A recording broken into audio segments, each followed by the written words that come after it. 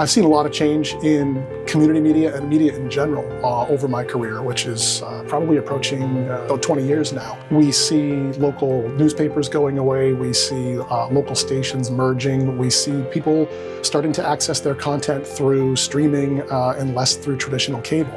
People want to be just as informed, arguably perhaps even more. It's just that that's all happening now over more and more different avenues. They're trying to cover such a wide area. They don't get a lot of the lesser known stories that happen that are important to the people that live in those towns. Community media gives you the opportunity not only to just get in and cover the events and things that are going on in the town, but it's also gives you the freedom to kind of invent your own programming too.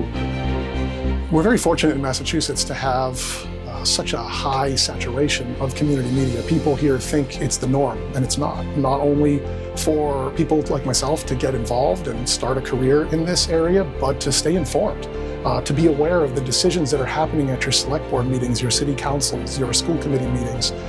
That stuff's all really important.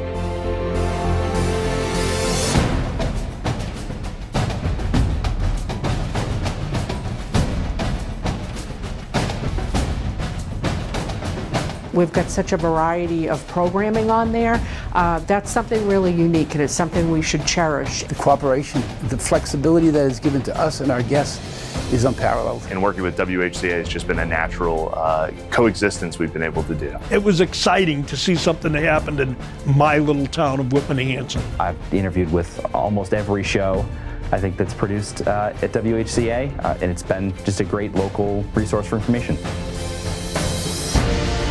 I view community media as immensely important, not just back in the 80s when it was founded, but still today. I have always loved it as kind of like the community's home videos, looking into the archives of what's been filmed in the past, even if it's something that was filmed, 5 years ago. That's really something that I connect with, especially because this is my hometown. I think that community media is more important now than ever. It's, a pillar of free speech. It's a pillar of free expression.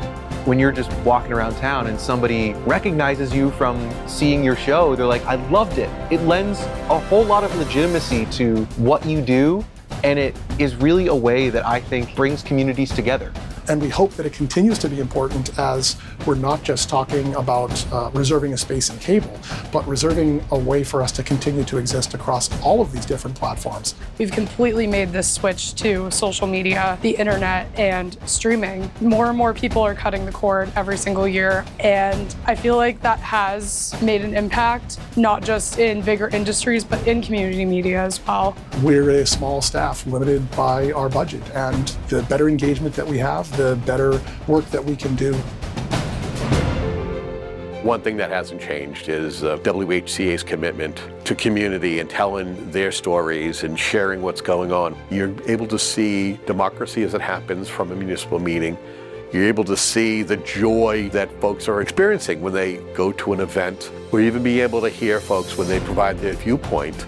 And I look at community media as like digital green space. What is it worth to have that green space, that public square, that place for the community to come out, to allow people that platform and that space? But it's something that needs to be maintained and grown and cultivated. We always appreciate our viewers. We especially appreciate those who step up and step forward to contribute and help us to widen our reach by increasing our bandwidth and our capacity.